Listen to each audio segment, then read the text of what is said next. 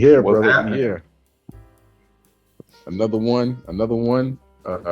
In regards to filmographies, we are talking about the future legend Ryan Coogler. The filmography of Ryan Coogler. Lion. The filmography of Ryan Coogler, to be specific. You got it? We touched on a little bit of some of his films in the past, but we're gonna go through we're gonna run the whole gamut of his pedigree. Right. So I want to say, as far as Ryan Coogler goes, man, he is somebody that's inspirational for a few reasons. First and foremost, when you watch or listen to any of his interviews, he's always 100% authentically himself. You don't hear him code switch. He got that Bay accent. You know what I'm saying about him? He's straight Yep. 100% Bay Area hood cat. You know what I'm saying? But he's still intellectual. Um, and he's a great representation of balance. Right. Um, again, he remains authentically himself, but his intellectual prowess behind the camera shows because in his filmography, he's been very much up to par every time out. You know what I'm saying? I don't think he's made a bad movie at all. You know, people were mixed on Black Panther Wakanda Forever, but by any stretch, that was not a bad movie. You know what I'm saying? It had its moments and it was solid. My personal favorite of his filmography would be between Black Panther 1 and Creed. Those are my two personal favorites, but I think Fruitvale Station was amazing, And that's when you make a debut film, that's how you do it. That's how you come out swinging. Yeah. What was your introduction to Ryan Coogler? Same thing. I agree with you 100%. I think Wakanda Forever is not a bad film. Only comic book fans think it's a bad film. But Right. as a filmmaker of color, supporting another filmmaker of color, it was a great film considering the circumstances. Nobody else could have did what he did under them circumstances. Again, Angela Bassett should have won an Oscar for her portrayal in that movie. Uh, Mm-hmm. I love Jamie Lee Curtis, but damn, come on now. That's how Mm-hmm. good that movie was because it was nominated for an Oscar. So those comic book nerds think they didn't like it. Fuck them. But Right. Fruitville Station, I heard about it over and I didn't know what it was. I know it was kind of like Oakland based. And once I finally seen the movie, I was blown away. 'Cause I didn't know that it was based on a true story. Had no idea. And Mm-hmm. whenever I work in San Leandro, I got to drive through Oakland. Matter of fact, Friday I drove through to San Leandro to go meet one of my business partners. So I pass that exit of the freeway every time I go to San Leandro. That exit never meant anything to me until that movie came out. Wow. At one time, I had to get off on that exit to go to my destination, and this to be where the incident was or in the vicinity was bone chilling. And if I had to pick a favorite, I gotta go with I like Creed over Black Panther because it's not a comic book movie. It's about a man who's troubled, lost his daddy and mommy, and to be in the Rocky franchise and to make the Rocky franchise be extended, comic books been around forever, so Black Panther was easy. To reinvent Rocky by using Creed, dude, that is brilliant. And Mm-hmm. that is still my favorite love story on camera is the relationship between him and old girl. I Mm-hmm. love their love story. I think it's the greatest. That's black on black love at its best. Yeah. Nah, it was beautiful, man. Beautiful, beautiful writing, beautiful filmmaking. I mean, I think Ryan Coogler, I think he's mastered the art of capturing, humanity on screen. You know, Easily. his characters, their strengths and weaknesses shine in his films. He doesn't sugarcoat who these people are. He'll No. give you the good and the bad, as it pertains to his protagonist. You know, Hmm. he it's his. The characters are butt naked. For the whole world to see. You see it all, and I Definitely. respect that about Ryan Coogler.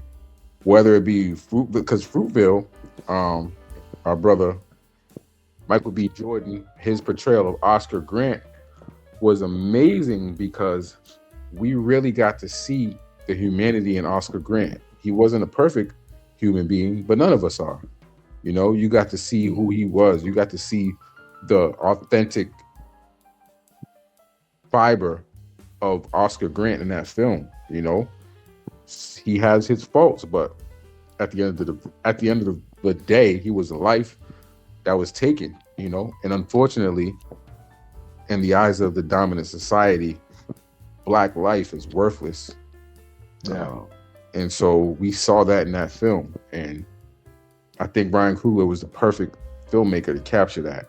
And he did the damn thing. And the beauty of it all is Ryan Coogler is from the Bay, and that story took place in the Bay. And when I was coming up as a filmmaker, one of the one of the common mantras that I learned, um, was to write what you know. And for Ryan Absolutely. Coogler to execute that, like I said, he was the perfect person to do it because that was in his backyard and there was authenticity there.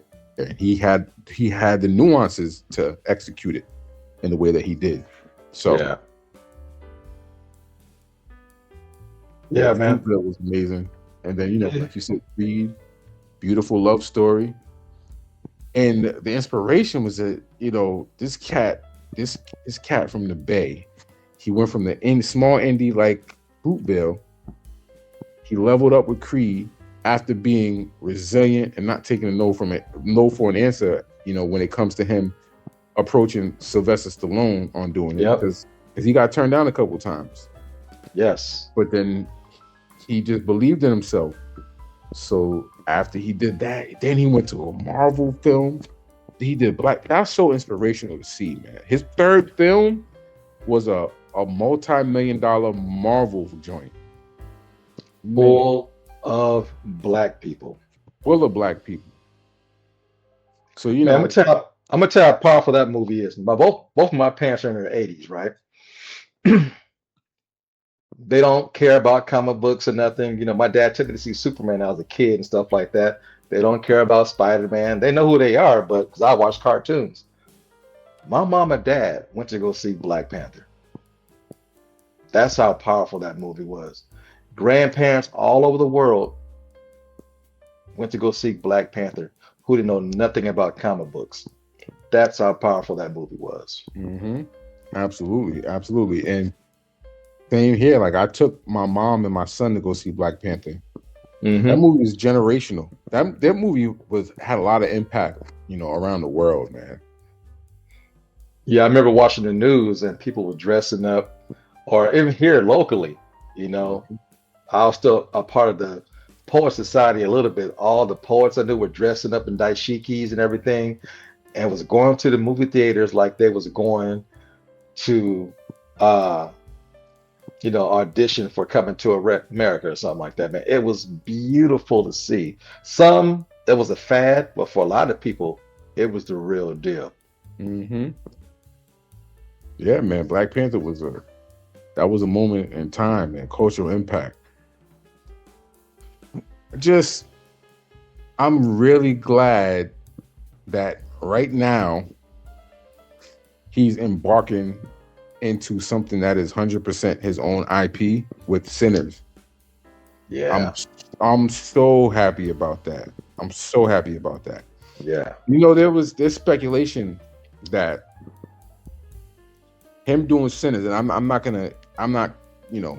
saying that I'm confirming that this is how he felt, but there's speculation that him doing Sinners was him kind of being like, "Hey, Marvel, You want to see how a Blade film is done? Let me show you. Let me show you how it's done. That's what the speculation is. I'm not, I can't confirm nor deny that because I don't know. But Sinners looks like a badass vampire film, and I can't wait to see it because I think it's more than meets the eye. You know what I'm saying? Yeah, I don't think they're just vampires in the film. I think there's other creatures. We just Right. don't know yet. I think there's more. Right. And Marvel still has a problem how to utilize black talent in their movies. I mean, currently it's the second weekend of Captain America 4. It had a 68% drop. It's the lowest Cinemark score of all of their movies, and it happens to have a black lead. How do you go from Black Panther being elevated on every situation into a movie like this? One, storytelling. Two, director. And Ryan Coogler would allow that to happen. Right. But I think you're right. I think he's over here waving, hey, Disney, how's it feel to try to have a black lead without me behind the helm? Good luck with that. Good luck with that. Right. And unfortunately, our man, Anthony Mackie, got to be the sacrificial lamb for this whole situation with Marvel, man. Like, God, what could have happened to somebody else? It's got to be one of our own. But I am glad he's embarking on his own IP story told in times where, it wasn't safe to always be black. And Right. now you add a supernatural element, maybe a monster movie element. Dude, I can only dream of something like that happening, and we're about to get it in a couple of months. Yeah. I'm excited about it, man. And Ryan Coogler, I think he got another one on his hands. He don't miss. So No. I don't think for this fifth one, I don't think he's gonna fumble this. It looks really good, man. Everybody's talking about it. Matter of fact, I was just talking to my man Cinematic Tendency, and he went to go see something recently. And it was the first time he's seen the trailer on the big screen for Sinners. And he lost his mind. Like, oh, dude, man. Oh, I was like, yeah, this is a banger. This is, to me, kicks off the summer. Not so much May, but I think Sinners is the one that's going to kick off the summer for us. Yeah. And what's funny that you say that? I'm like, when I saw that, well, when the original release was March 7th, and I'm like, that's too early for a film like this. Because Mhm. it has a blockbuster vibe to it, right? Yes. I'm like, Yeah. even when they pushed it back to April, I'm like, this is a July movie. Sinners looks like a June, July. It looks like a midsummer joint. You know what I'm saying? It's like, I mean, I'll take it because I'm anxious to see it, but this would clean up in the summertime. This is like a summertime blockbuster joint. You know what I'm saying? Well, I think the studios are being smart. It has 2 weeks to breathe, if not more. In the summertime, it will only have a week to breathe in between those blockbusters. Now it has no competition. It gets the whole week or two all by itself to get all the accolades. It's probably going to do what Bad Boys 4 did last year, all by itself, black film, get everything, and just jumpstart the summer before the summer gets here. Mm-hmm. So, you know, hopefully it's still talked about when summer gets here, but hey, I take what I can get, man. I can't wait to see it. Me either. I can't wait to see it either. And you make sense. They strategized it. But Yeah. even though I do think they can hang with the big boys in the summer, I'm happy we get in April because I'm anxious. You know what I'm saying? I'm anxious to see how they do this thing. You know? April 18th, man. I can't wait. Yeah, it's right around the corner. Right around the corner. And the beautiful thing about that is, it's gonna be nice weather. You know what I'm saying? Springs in the air. Things in the air. You know what I'm saying? So Yeah. it's gonna be good. And I'm Have you seen that movie? All that sexy, sweaty dancing in the movie? Yeah. yeah, That's perfect for springtime to get it started. yeah, that's right. That's right. That's right. And I think there's gonna be, they say the movie takes place in like one day. So Oh, wow. Yeah, I'm that's thinking what about that. that's what I heard. And there's some test screenings that people said it was really good. So Hey, man. I've been excited like this about a black vampire movie since I heard the words. walking down the boulevard sucking necks, you know.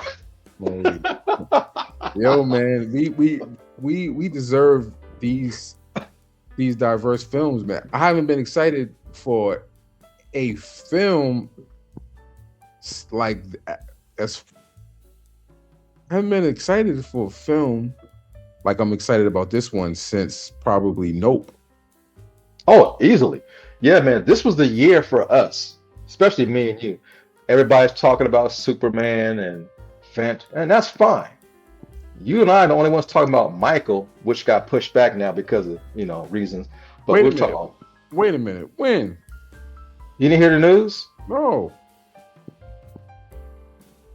Man, Michael Jackson's estate dropped the ball. There's a character in the movie, the young kid that went to court about saying he was molested by Michael Jackson. Well, they signed something years ago when they settled out of court that he cannot be used in a movie. So the director and everybody made sure with Michael Jackson's estate is everything clear. We're going to you first before we do any shooting. And they said, no, everything is fine. The movie's done. It's in post editing. Oh my God, Michael Jackson's estate lawyer said, "Oh, we wasn't supposed to use that character." So they're paying for all the reshoots, Michael's estate, Oh, but half the movie's got to be reshot because the intro of the movie was featuring that character, and the third act of the movie was featuring that character, the one that Michael oh, Jackson took word about. So it was a strong plot point for the whole movie. They got to rewrite the whole thing, reshoot the whole thing. What a mess. And it was Michael Jackson's estate that dropped the ball. It wasn't the studio, it wasn't the director, nothing. Michael's estate. so they have to reshoot the first and third act, or they have to reshoot everything from scratch? I don't know how they're going to do it because it changes everything. Dude, your first act and third act are the two most important acts. Exactly. So that changed the whole structure of the movie. They can't use the main character to jumpstart this movie and to close it out with, they can't use. That's like making a Superman movie. Oh, by the way, you can't use Lex Luthor. What's Superman without Lex Luthor? Mm-hmm. What's Batman without the Joker? Man, I heard that because as I was saying earlier, you and I said the same thing. Michael, Spike Lee's movie, and Mm-hmm. Sinners were my three most anticipated films. None of these superhero movies, none of this John Wick knockoff. I didn't care about none of that stuff. I want to see those, but it felt good to have three black films by three black directors in prime time this year. And they were all going to be knockers. They were all going to hit big time money and do well. And Michael probably would have been the biggest of the three. I Absolutely. hate to lose that, man, but we'll see how fast they can fix it. Yeah. Yeah, man, I did not know that. Oh man, you might want to look it up afterwards, man. But yeah, man, it's the biggest like what the hell moment ever in movie history because the That's movie a was done. that's a curveball, man. That's crazy. I'd be pissed if I was Antoine Fuqua. He is. Because they went to him first to make sure, can we use these people? Yes. I got the paperwork. So the lawyer didn't look over the paperwork. When he did, it was, oh, after the fact. How do you? Mhm. I need a drink after that. Yeah, I'm gonna join you. I'm gonna join you, right? Man. Because we're probably going to get a trailer any moment. Um, Spike Lee's film's about to hit what Cannes, right? Yep, in May. Yeah, so this was the year that me and you was going to share together. Like, man, Black Renaissance films are back. Right, The only thing missing is Jordan Peele. He pushes back to next year, but okay, something to look forward to next year. right. Jordan. Woo! I can't wait for that one. I can't wait for Man. that one. And but Ryan Coogler, out of all the black directors, Spike Lee included, Antoine Fuqua, and even Jordan Peele. For some reason, Ryan Coogler is the most relatable for me. I see myself in him because Mm-hmm. he's from the hood. I'm from Mm-hmm. Compton. He Mm-hmm. grew up loving Rocky, telling stories about your own neighborhood. I've done documentaries about Compton since you've been knowing me, and his path to success to me is one of my favorite stories to talk about. Man, he Mm-hmm. came from going to college, not knowing what he wanted to do, talked to his counselor, script writing. I guess. And look at him, man. Changed his life. Yeah, man. Creed, multiple movies. Black Panther, Black multiple Panther. movies. Yeah, he's just man. He's a one of one, man. And like you said, he's the most relatable because he's one of us. You know what I'm saying? Yeah, like From he's a homeboy. You know what I'm saying? yeah, Like roundaway dude, man. good He's a cat. You know what b-boy. I'm saying? You know, you see So him laughing and smiling in his videos when he's doing interviews. Like I said, it's very relatable. And he's himself 24/7. I love that his wife is a big part of his team. She helps with the writing, help with the casting. She's right there at his side. They are a team. And to see that is like what me and you talk about. Have our own studio, use YouTube as a, you know, uh, what do you call that? Distribution, excuse me. mhm. Use Instagram as marketing. You know, they think and we think alike. It's just they're on a bigger level than we are. But if your inside sources got your back, we don't hear about his wife enough, how much she does. Man, she's incredible. And that's what you need by your side. You need a writer like that. You know what I'm saying? Writer Because and a clearly, writer. writer and a writer, exactly. They're getting stuff done. His company, I think, is called Proximity. Because he co-produced Judas and the Black Messiah. I can't speak. I can't speak enough good things about that film. 'Cause that film was an amazing film. Not to For mention this Freed sequels, he had production yep. value in those as well. So he's still hands on.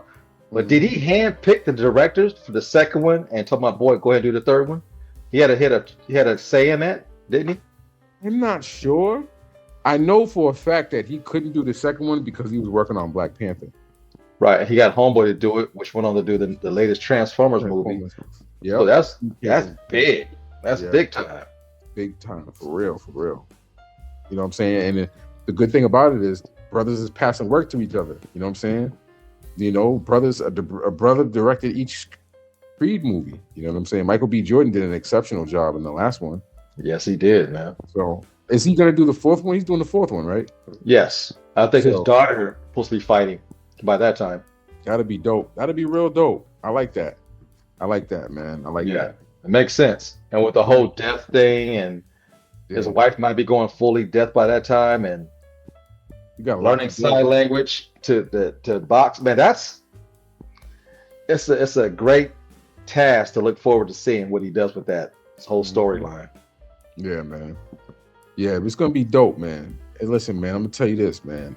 I know it might sound biased, but I think we tell the best stories, man. Black folks, we got so much rich history, and we have so much character because we've been through so much, man. Our stories are just, as I'm sitting here thinking about it, man. Just adversity builds character, and character makes for the best stories. And so we got the best stories, man. We're great storytellers, and black film is here to stay.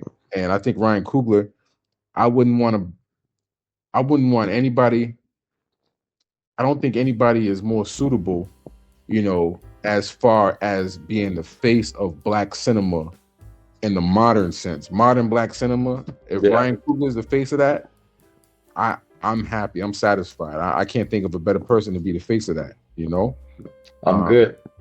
because he has all the tools, man, and I'm excited for Yeah. Simmons. Yeah, man. Yeah, man. Definitely. But yeah, And and then after this is what? Um Black Panther 3, Denzel's attached to do it. Of course, yep. um I think he's even playing a villain. So I'm looking forward to that. He ain't played a villain since what, Training Day? Or maybe Mhm. the last Oh, Gladiator movie. and yep, and he also played a villain in that Coen Brothers movie that came out a couple years ago. What was that movie? Was it Macbeth? Oh, that's right. That's right. Yeah, he was a sophisticated villain, but a Yeah. villain nonetheless. So I didn't even see that latest Gladiator movie. Have you seen it? Nah. I didn't see it. I ain't even front. I ain't even see it. No. I didn't care for the first one, so I had no reason to see the second one until it's in my living room. Then I watch it. Right. That's one of them ones you wait for streaming. You know what I'm Yeah, saying? But yeah, absolutely. man, see the Spike joint, man. Him and Spike. I look forward to that. Well, you know that's a holiday for me. I'll be taking a day off from work, going to the Mhm. earliest screening. I'll probably see it multiple times in one weekend. Probably once by myself, Yep. so no distractions, and then maybe take a homeboy like my son, maybe my boy Charles, get the black crew together, and because the last couple of Spike movies, me and Charles went opening night, and we seen Whew.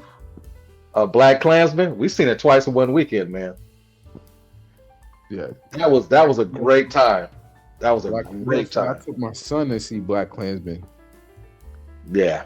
the opening weekend. Me and my son went to go see Black. He was like 5, but that was my movie. But he's my movie buddy for years, man. Yeah. And that's our thing. But yeah, Black Klansman was awesome. That's an awesome joint. And It he is. won his first Oscar off that, rightfully so. I mean, but he should have been getting Oscars, man. We know that story. Yeah. I'm not gonna go down that rabbit hole, but I remember. But if you go to my YouTube channel, that's the only movie that I did 2 reviews on in the same weekend. Black Clan. I went by myself the first time, did a review. Then I took my homeboy Charles to go see it. And we both did one together outside the theater. Black Klansman was dope. Love Very that dope. movie. Very dope. Yeah. Very Vintage Spike at his best, man. absolutely. From the music to the shots, man, that's classic Spike. Yeah, the Classic. double Wait, dolly and shot, had that holding ambiguous. the gun, Yep. going down the hallway. I'm like, Yep. yeah, yeah, that's Classic my Spike. boy. He had that ambiguous ending like he did in School Days, Yeah, and then he cut to the archive. Man, come on, Spike, man. Come on, Spike. So this is gonna be a good year for black film, man. We got Sinners, we got Highest to Lowest. Michael's probably coming out in 2027. yeah. I don't know how they're gonna fix that in time. Yeah. Maybe it's possible because they had pushed the date back because they said it's an Oscar contender. So they pushed the date back. So maybe I doubt it. That's a lot to recover from. That's a lot. Yeah, for sure, man. For sure. But we'll For see. sure. We'll see what happens. But with Ryan, for us as filmmakers, dude, he's a big inspiration. And for us as filmmakers, when these guys drop movies, they're holidays to us. They're like Martin Luther King Day. Hmm. It's like celebrating black leaders. When these movies drop, I treat them as holidays. That's how I feel about them.